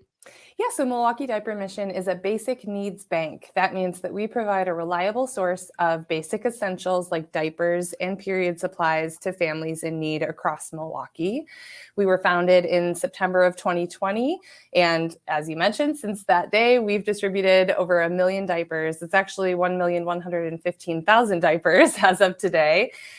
To our community. We support about 2,700 children per month with diapering supplies and about 1,000 menstruators per month with period kits. So our impact is ever growing and changing, and we're really proud of what we've been able to accomplish so far. Absolutely. Megan, never having had children or hanging around with many people with children, how many diapers does a child go through on a daily basis on average? Yeah, so there have been some studies, and the average number of diapers a child would go through in 1 month is about 80. Wow. It really depends on how old the baby is. A newborn baby is going to fly through 10 to 12 diapers in a 24-hour period. Kristin, pretty soon you're going to know what that's all about. Yes. Yeah, but as kids age up and age out of diapers, it's significantly less per day. But yeah, so we're supporting thousands of families with the diapering supplies they need every month. And what is the typical cost of diapers? Because it's one thing as far as not necessarily always knowing how many you need, but also, I mean, is it something that inflation has only made more expensive, like so many other things? Actually, yeah, I think I just told you the wrong thing. It's $80 per month on average for the cost of diapers. Yes, and then the number of diapers children need, it just really varies on their age. But yeah, so families are spending an average of about $80 a month on diapering supplies. Actually, it can be significantly more if children have any sort of allergy to the ingredients in some disposable diapers. Some disposable diapers have chlorine or other chemicals that are, an irritant to baby skin. So families are oftentimes forced to purchase the really high-end chemical-free diapers, which can cost even more. So yeah, it's a very big expense for families. And we know now that 1 in 2 families in the United States struggle to afford diapers. And those 1 in 2 families stretch across all socioeconomic backgrounds. So it's not just people living below the poverty line, folks who are, middle or upper class or even struggling to afford diapers. Well, and this is not just Milwaukee, right? This is something that is across the country as far as how many people are dealing with the cost of, there's the unexpected costs. We've talked so much about childcare, but even food and formula and diapers and doctors and the things that people don't necessarily think about when they're so excited to have their little baby. And so, why do you think it's been so successful in like you said, in less than 3 years? Do you think it's just something that resonates with enough people if they have the means to be able to donate and have had kids, and it's something that just is so tangible to know how important diapers are? Yeah, that's exactly right. I think when people hear about the issue of diaper need and they hear about families who are having to choose between food and diapers on a weekly basis, they hear about families who are rinsing and reusing a disposable diaper because they don't have any diapers left to be able to send their child to childcare that day. It's a really heartbreaking issue to wrap your head around. And whether you have children of your own or you don't, it's really, you can't argue with the fact that these are basic essentials that human beings have a right to and deserve. And so, people I think are really motivated by that. People are also motivated by our period program. Folks who don't have children or haven't spent a lot of time with kids, but maybe, want to support our efforts of our period program. I think that's something that a lot of people jump on board too. So we have seen no shortage of interest in volunteering with us and donating products to us. And we're really grateful for that. The community has been amazing. And one of the other things that you guys focus on is cloth diapering, which we talked about it the first time, I think about a year ago when you first came on, we talked about it. I'm still interested, especially because what I remember from our first conversation about cloth diapering is that specifically, so long as it's breast milk, you can actually just throw the whole diaper in. Correct. And because the way the poop dissolves before they start eating solids and everything like that. And so let's rehash the arguments for why, as gross as it might sound, cloth diapering might be a good option. And it's one of the reasons why you all teach it and focus on making it an easier option for people. Well, and too, and I'm sorry to jump in here, but I had no idea that there were chlorine and things in disposable diapers that could be irritants like that. You would just think that it's a diaper. Yeah. I mean, disposable diapers are crisp and white and clean, but we know they are full of chemicals to help the baby stay dry, to help absorbency. Not all brands, but a lot of brands.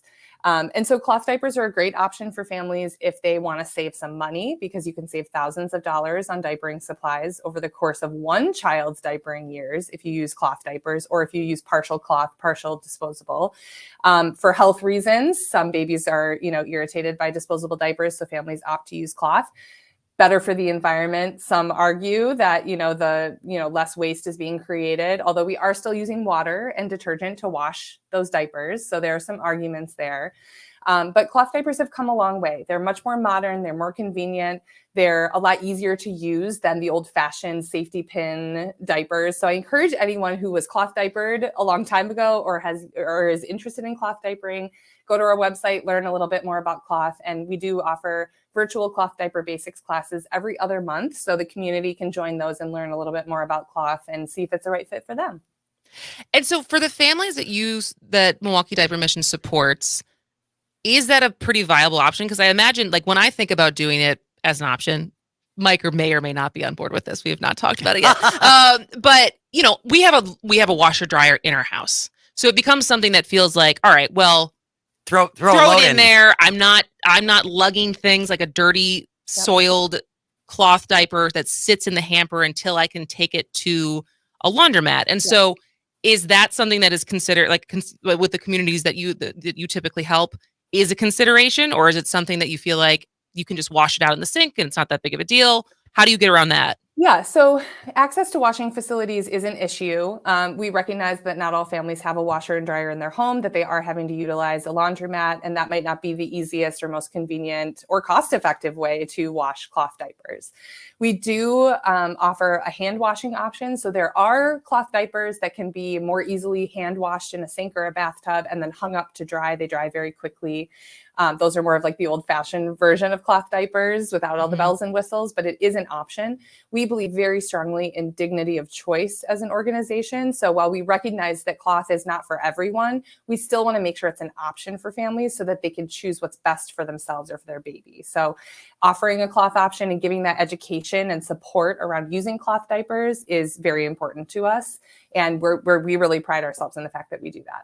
Absolutely. We're talking to Megan Johnson, who is the co-founder and executive director of Milwaukee Diaper Mission. And one of the things I'm very excited about, so we've talked before on the show, my husband and I are very social people. My husband's an event planner. He loves to throw a good party. He knows lots of folks. And I kind of like the idea of not the traditional baby shower, but co-ed where men come and, it's more of a get together. But I didn't want to throw something because we are in the process so far of being pregnant, I feel like it has been an exercise of gratitude and like how lucky I've been, right? Because it's like at each step of the way of knowing just kind of pregnancy in general, getting pregnant, staying pregnant, having a healthy pregnancy, not being you throwing up the entire time, gestational diabetes, and then childcare and being able to afford diapers afterwards. It's like we've been very, very lucky. And so we were kind of saying like, well, what could we do? Because we kind of want to see our friends before we go hibernate with this baby for the whole fall. we don't really need that much stuff. And so I'm so excited because on this Sunday, we are hosting a fundraiser for Milwaukee Diaper Mission at the Nomad, which is on Brady Street. It is a white party, so it's open to the public if you guys would like to come, but wear white and bring diapers. And so what size diapers are you guys in need right now that people should be bringing? First of all, thank you so much. This is an amazing idea for an event, and supporting our mission in this way is so impactful because we are currently desperately in need of a few items.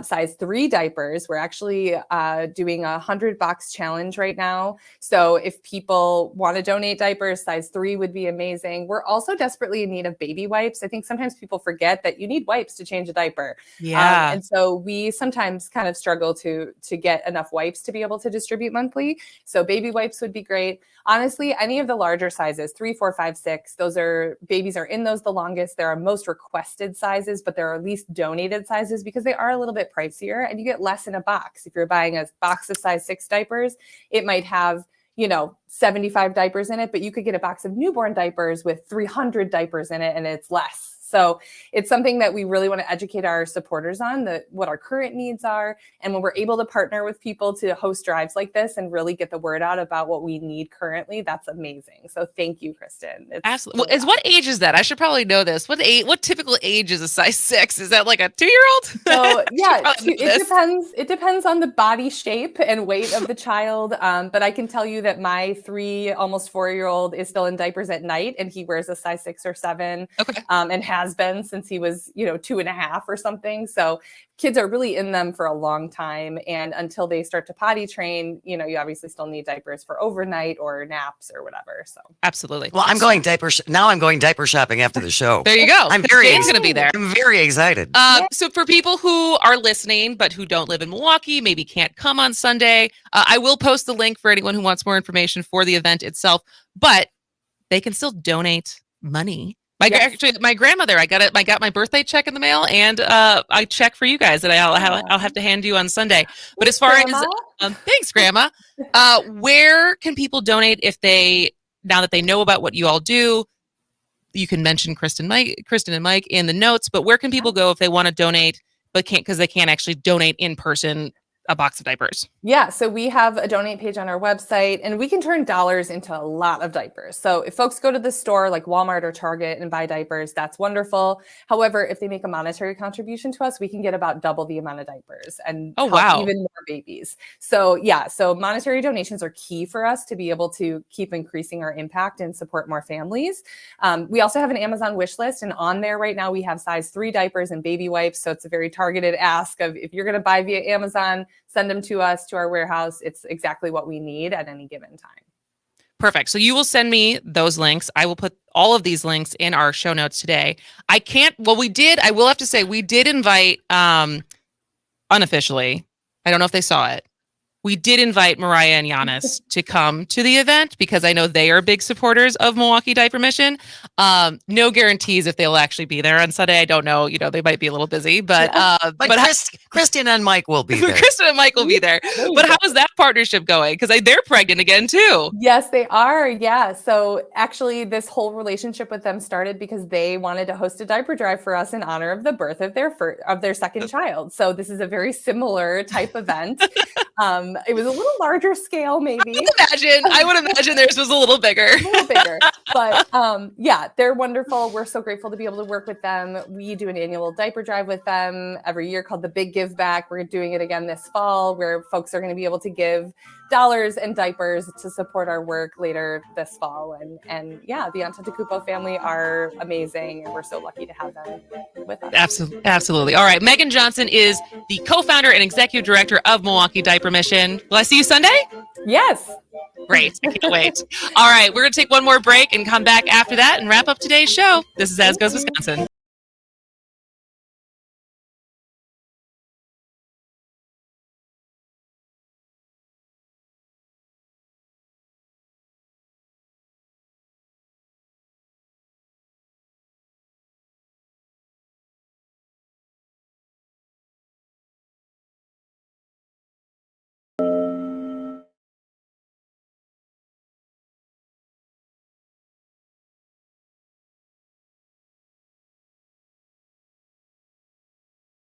This summer, 5:40 a.m. WAUK has a new lineup. Yes, that's awesome. Starting at 6 a.m. Up North News, 8 to 10, The Earl Ingram Show. Mondays, 8 to 9, Under the Helmet with the Grave Digger, Gilbert Brown and Earl Ingram. 10 to 12, As Goes Wisconsin. At noon, Civic Media Network News. At 12:15, Town Call. 1 to 3, The Todd Alba Show. 3 to 4, Matt Flynn Direct. 4 to 6, The Devil's Advocates with Dom and Crute. At 6 to 7, The Maggie Dawn Show. On 5:40 a.m. WAUK.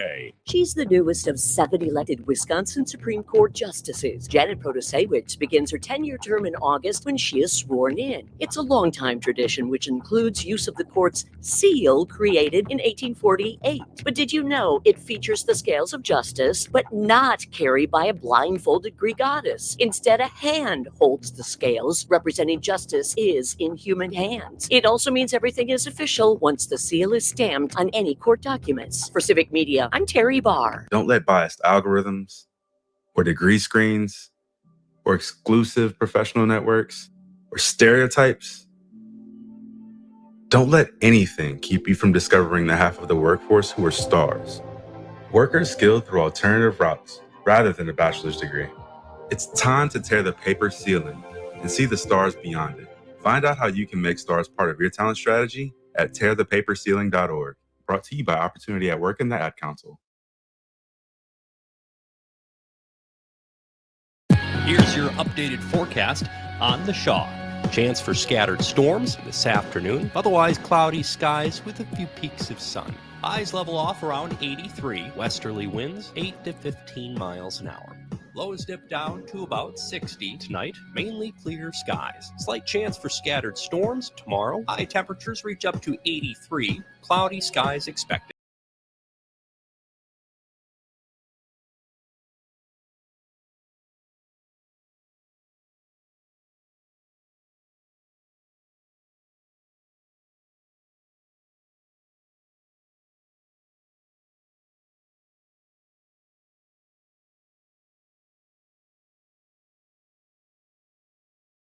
And you just informed me, so that was the music we had for the last segment.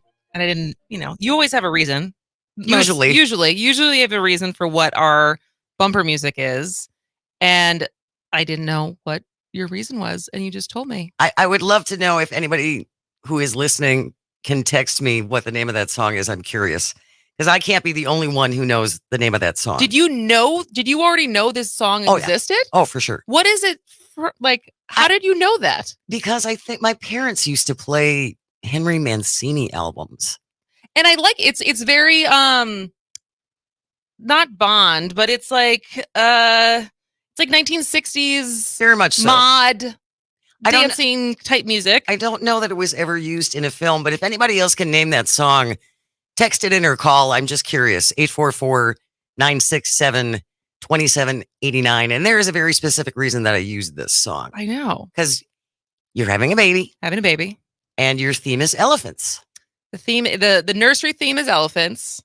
And because that is by far and away my favorite animal for many reasons, because they are matriarchal, they are sensitive, they are caring, they're highly intelligent, they have complex emotions, and also because baby elephants are clumsy and don't know how big they are, which I feel like is a metaphor for me and my life sometimes. And so the nursery theme is baby elephants. And so it seems like we might have a caller of Jane knowing that someone knows the name of that song. Yes, Eric from Milwaukee is joining us, and we're getting all kinds of texts coming in too. Good morning, Eric. Thanks for calling in. Yes, the name of the movie is called the name of the song is Baby Elephant Walk. It's from a John Wayne movie. It is from a John Wayne movie. Oh, I had forgotten that. There you go. He's on it's not Daktari, but he was on a safari, and that was the music they played when they had the baby elephants.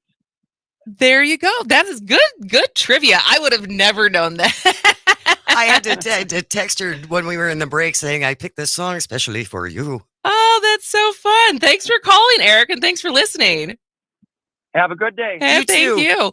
And thanks to all the texters, too. We got a bunch of them. Did a bunch of people got it right? Yeah, a bunch of people got it right. That is awesome. Yeah. So baby elephant walk.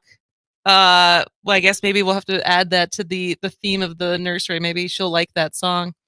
We'll play it for her. I have some plans for what I'm not gonna just buy diapers for Sunday. I got some elephant shopping to do after the show.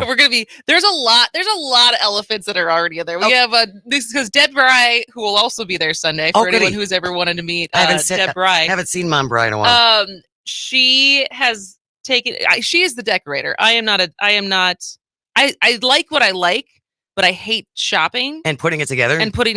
Because it's typically like I have other stuff to do beyond that. So it's a great match when she takes initiative on these things. Well, and she loves it. And she's good at it. And so the baby blanket is elephant. There is an elephant throw rug. Okay. That's going to go over the carpet. What about lamps? I don't know if there's a lamp yet. Or nightlight. I don't think there's a nightlight either. Oh, I got ideas. Oh man, there is a couple pictures that are going to go on the wall. I already had some elephant like figurines that I've collected over the years, so I'm sure those will be in there. But it might be a little much. It might be a little. You need a lamp with a trunk is how you turn it on and off. That is. Oh. Hey, and then I'll bedazzle it and it'll be perfect. Watch this kid just hate elephants because she's like, this was too much. He really overdid it. Mom, enough. Yeah, enough with the elephants. But yeah, so that is we would love to have you if you're in the Milwaukee area. Nomad is a really fun. If you've never been to it, it's on Brady cool. Street. They have like Nomad Beach that they created during COVID. And so it's one of the little streets that they've now blocked off. And since it's the summer, it's supposed to be like 80 degrees on Sunday. So we'll just be outside enjoying the weather. And there is a great empanada place on Brady Street. There's also that. So and I don't know, does Nomad serve food?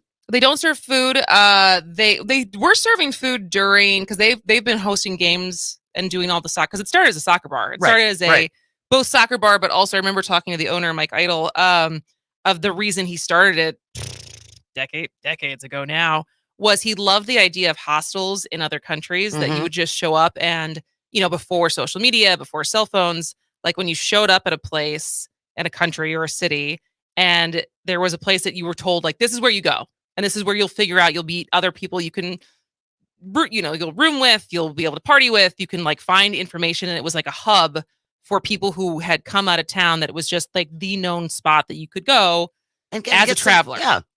And that was kind of the whole reason that he started Nomad, is have that for Milwaukee. And he also loves soccer. And obviously soccer's always been such an international sport that it was like kind of a soccer bar, kind of a spot for people who were new to Milwaukee or were visiting Milwaukee could go hang out. And so it's a great bar. We're super excited to be having them let us have our party there. And it's from when to when? It's from 1 to 5. 1 to 5. There's going to be a DJ there. Mike will probably be drinking Aperol spritzes all day, pretending that he's somewhere on the Mediterranean. Okay. Whatever works for you, Mike. Whatever works. I was like, are you going to wear like a linen suit? What are you wearing? And he needs a hat too, if he's going to do that. Like a fedora. Mm-hmm. For like sure. A white straw fedora. Oh yeah. He look ridiculous in that. But yeah, so like I said, if you can make it, you are welcome to join us. If you cannot make it and would like to still donate to Milwaukee Diaper Mission, we would be very grateful. As I said, I will put their Amazon wish list up. You can send a check. You can send a check. I will put the link up for monetary donations to our show notes for today at asgoeswisconsin.com/listen. But like I said, I am very excited to be able to pay it forward, because I've been very, knock on wood, I've been very incredibly lucky and fortunate through this whole being a first time mom so far, and like to be able to pay that forward and like help out other people. It's wonderful. Feels good. Yeah. Because we also don't need more stuff. Except for an elephant lamp. Except for an elephant lamp that the trunk is the switch that goes on and off. So great. All right. Well, come back tomorrow. Tomorrow we got Greg Bach here. We also have comedian Taylor K. Phillips on her new Midwest Conversations book. So that'll be really fun. But thank you to everyone who was with us today. As always, thank you to Dan Shafer, who's here on Tuesdays, Nicole Safar from Law Forward, Megan Johnson from Milwaukee Diaper Mission. Thank you to people who called and texted. We'll be back tomorrow at 10 a.m. to do it all over again. This has been As Goes Wisconsin.